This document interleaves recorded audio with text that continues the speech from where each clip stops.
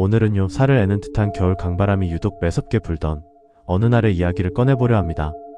아주 얇은 검은 비닐봉지 하나에 숨이 막혀버린, 그래서 더 섬뜩하고 비참했던 미제 살인사건입니다. 시계 바늘을 2009년 2월 1일로 돌려보겠습니다. 장소는 충청북도 청주, 그리고 그 물줄기가 이어지는 대전 신탄진의 현도교 인근입니다. 그날 저녁 6시쯤이었을 거예요. 대전 대덕구 신탄진동 금강변으로 산책을 나온 한 중년 남성이 있었습니다. 그는 자신의 애완견과 함께 한적한 강가를 걷고 있었죠. 그의 겨울은 유난히 추웠습니다. 길바닥엔 며칠 전 내린 눈이 녹다 만 살얼음이 깔려 있었고, 숨을 쉴 때마다 허연 입김이 시야를 가릴 정도로 쌀쌀했죠. 그런데 그날따라 좀 이상했습니다. 평소엔 얌전하던 개가 유독 흥분한 듯 이쪽 저쪽으로 고개를 돌리더니 마치 뭔가를 찾는 것처럼 킁킁거리고 안절부절 못하는 겁니다. 주인은 처음엔 그냥 쥐라도 봤나 싶어 대수롭지 않게 여겼습니다. 하지만 개는 갑자기 목줄을 팽팽하게 당기며 앞을 향해 미친 듯이 뛰기 시작합니다. 남자는 야, 왜 그래? 소리치며 개에게 이끌려 숲을 깊은 곳으로 들어갔죠. 그리고 그곳에서 그는 다리가 풀려 그 자리에 주저앉을 수밖에 없는 충격적인 장면을 목격하게 됩니다. 메마른 겨울 풀숲 한가운데 사람이 누워 있었습니다. 머리에는 검은 비닐봉지가 씌워진 채 꽁꽁 얼어붙어 있는 한 여성의 시신. 그 비닐은 그냥 얼굴 위에 툭 얹혀 있는 게 아니었습니다. 목 부분까지 아주 단단하게 꽉 조여 묶여 있었습니다. 시신은 이미 오랜 시간이 지난 듯 차갑고 딱딱하게 굳어 있는 상태였죠. 남자는 떨리는 손으로 곧장 112에 신고를 합니다. 바로 이것이 대한민국을 떠들썩하게 만들었던 청주 마트 미화원 살인사건의 시작이었습니다. 경찰이 현장에 도착해 신원을 확인했습니다.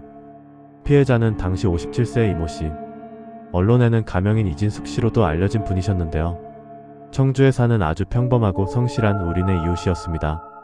이 씨는 청주시 가경동에 있는 대형마트 홈플러스 청주점에서 야간 미화원으로 일하고 계셨어요. 밤 10시 마트의 셔터가 내려가고 손님들이 모두 빠져나가면 그때 출근을 하십니다. 밤새 넓은 매장 구석구석을 쓸고 닦으시고 새벽 5시쯤 일을 마무리하셨죠. 집은 마트에서 약 4km 떨어진 모충동. 어머니는 매일 새벽 6시에 오는 첫 차를 타고 집으로 돌아가셨습니다. 이 생활을 무려 8개월 동안 하루도 빠짐없이 해오셨던 겁니다. 일이 끝나고 버스 시간까지 1시간 정도 남으면 지하 1층 미화원 대기실에서 쪽잠을 자며 피로를 풀다가 5시 50분이 되면 어김없이 마트를 나와 정류장으로 향하는 것. 이것이 그녀의 고단하지만 평화로운 루틴이었습니다. 그런데 그 매일 같은 하루가 산산조각 난 날이 있습니다. 2009년 1월 18일 새벽, 이 씨가 마트에 출근한 모습을 마지막으로 그녀는 영영 집으로 돌아오지 못했습니다. 사건 당일인 1월 18일, 그녀의 마지막 행적은 CCTV에 고스란히 남아 있었습니다. 새벽 5시 50분, 마트 건물을 나서는 이 씨의 모습이 주변 CCTV에 선명하게 찍힙니다. 화면 속 날씨는 눈발이 흩날리는 아주 추운 새벽이었습니다. 그녀는 늘 하던 대로 옷깃을 여미며 버스 정류장을 향해 걸어갑니다. 마트에서 정류장까지는 걸어서 불과 3분에서 5분 거리. 이 씨는 횡단보도 2개를 건너고 작은 다리를 지나 정류장에 도착해 버스를 기다립니다. 원래대로라면 6시쯤 도착하는 첫 차를 타야 했습니다. 그날도 그녀는 어둠 속에서 버스 불빛만을 기다리고 있었겠죠. 그런데 버스 대신 전혀 다른 불빛이 그녀에게 다가옵니다. 도로 한쪽에서 검은색 승합차 한 대가 스르륵 나타난 겁니다. 차종은 트라제 XG로 추정되는 차량. 이 차는 원래 이 씨가 서 있는 반대 차선으로 달리고 있었습니다.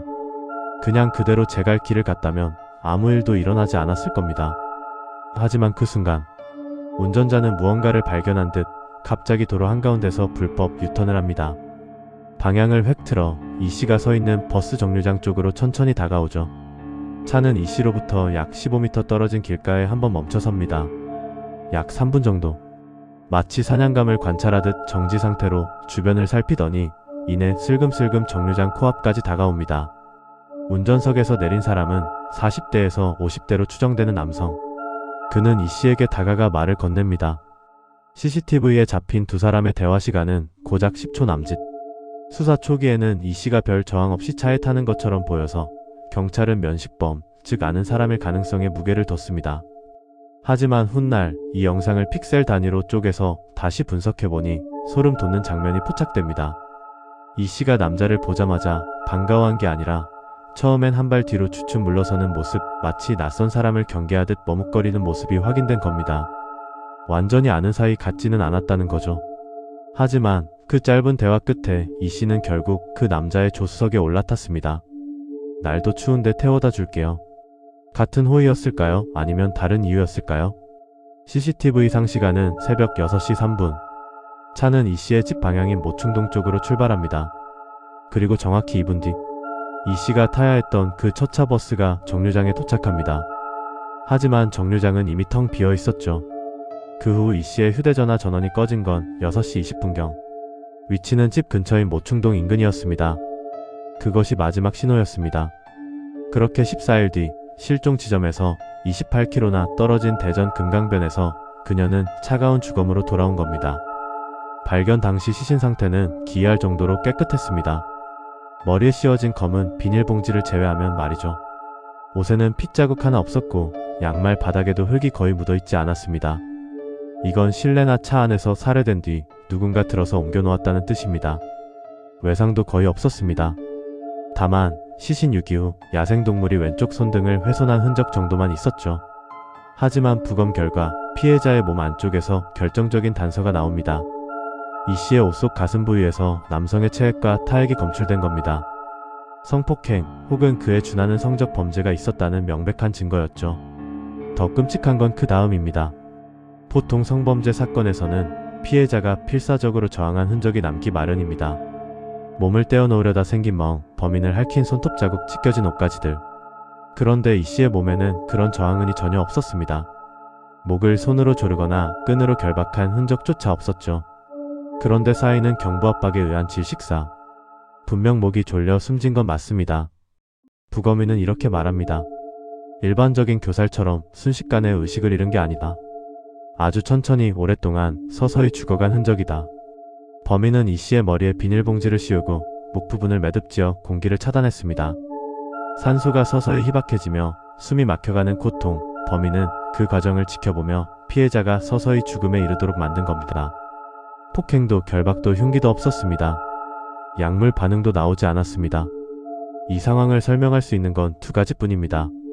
첫째, 피해자가 이미 실신했거나 극도의 공포로 몸이 굳어버려 저항조차 할 수 없는 한거불능 상태였거나, 둘째, 범인이 흉기 없이도 말과 분위기만으로 피해자를 완전히 제압할 수 있는 강력한 통제력을 가진 자였거나, 어느 쪽이든 이 죽음은 너무나 계획적이고 조용하며 잔인했습니다. 범인은 도대체 누구일까요? 경찰과 전문가들은 두 가지 가능성을 열어두었습니다. 첫 번째는 면식범입니다.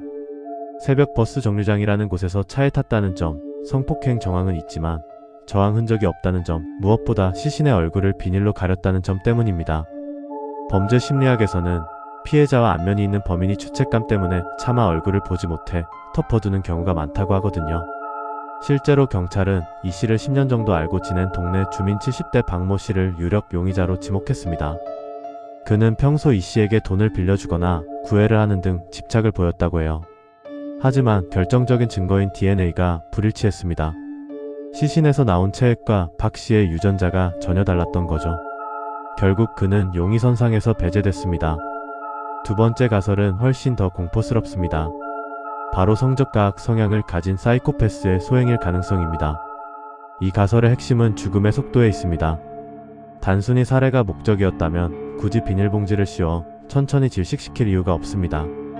범인은 피해자가 숨을 쉬기 위해 몸부림치고 서서히 생명이 꺼져가는 그 과정을 바로 옆에서 지켜봤을 겁니다. 그 긴 시간 동안 살인을 즐겼을 가능성이 높다는 분석이죠. 잔혹한 방식이지만 폭력 흔적이 없다는 모순, 이것이 사이코패스의 전형적인 특징과 맞닿아 있습니다. 이제 남은 단서는 단 하나. 버스 대신 그녀를 태우고 어둠 속으로 사라진 검은색 트라제 XG입니다. 문제는 당시 CCTV 화질이었습니다. 불법 추정차 단속용이라 밤에는 거의 식별이 불가능했고 거리도 멀었습니다. 번호판은 고사하고 운전자의 얼굴조차 흐릿한 실루엣으로만 남았죠. 하지만 경찰은 포기하지 않았습니다. 차량의 램프 모양, 차체 크기 등을 분석해 99년에서 2002년식 트라제 XG GLS 고급 모델이라는 결론을 내립니다. 그리고 청주, 대전 일대의 해당 차량 1만 7,300여 대를 모조리 뒤졌습니다. 그중 알리바이가 없는 800여 명의 DNA를 채취했고 주변 인물과 전과자를 포함해 무려 1000명 이상의 유전자를 대조했습니다. 하지만 결과는 참담했습니다. 일치하는 사람은 단 한 명도 나오지 않았습니다. 범인은 아주 운이 좋았거나 아니면 지금까지 수사망에 단 한 번도 걸리지 않은 초범 혹은 철저한 지능범이라는 얘기가 됩니다. 우리는 보통 범인은 결국 다른 죄를 짓다 잡힐 거야 라고 기대하지만 이 범인은 이 끔찍한 짓을 저지르고도 지금까지 쥐 죽은 듯 숨죽여 살고 있는 겁니다. 사건 발생 후 꽤 오랜 시간이 흘렀습니다. 사람들의 기억 속에서 이 사건이 희미해질 때쯤 충북경찰청 미제사건 수사팀은 먼지 쌓인 파일을 다시 꺼냈습니다. 형사들은 이 씨가 마지막으로 서 있었던 그 버스 정류장, 트라제 XG가 유턴하던 도로, 그리고 시신이 발견된 차가운 금강변 풀숲을 다시 걸었습니다. 금강변 현도교 아래 이 씨가 발견된 그 자리에 형사들은 소주 한 병을 따고 잔을 올렸다고 합니다. 저희가 꼭 잡아드리겠습니다. 억울함 반드시 풀어드리겠습니다. 살을 애는 강바람 속에서 그들은 그렇게 다짐했겠죠. 원래대로라면 이 사건은 2034년에 공소시효가 만료될 예정이었습니다. 하지만 태완이법이 통과되면서 살인죄의 공소시효가 폐지되었습니다. 즉 범인은 죽을 때까지 도망칠 수 없습니다. 내일이라도 아니 당장 오늘이라도 신원만 밝혀지면 그를 법의 심판대에 세울 수 있다는 뜻입니다. 비록 시간은 많이 흘렀지만 한 가지 사실은 변하지 않습니다. 2009년 1월의 어느 새벽, 집에 태워다 줄게요. 춥죠? 타요. 어쩌면 아주 친절한 목소리로 시작됐을 그 한마디. 그리고 그 검은색 트라제 XG의 운전대를 잡았던 남자. 그는 지금도 우리 곁 어딘가에서 평범한 이웃의 얼굴을 하고 살아가고 있을지도 모릅니다. 고작 비닐봉지 하나로 누군가의 어머니이자 성실했던 한 여성의 삶을 앗아가 놓고 말이죠. 오늘 이야기를 끝까지 들으신 여러분의 기억 속에 그날 새벽의 눈발과 검은 승합차, 그리고 혹시라도 스쳐 지나갔을지 모를 누군가의 얼굴이 떠오른다면 주저하지 말고 제보해 주십시오. 여러분의 사소한 기억 조각 하나가 이 긴 미제 사건의 끝에 실마리가 될 수 있습니다. 억울하게 멈춰버린 그녀의 새벽이 진실과 함께 다시 흐를 수 있기를 바라며 오늘 이야기는 여기서 마치겠습니다.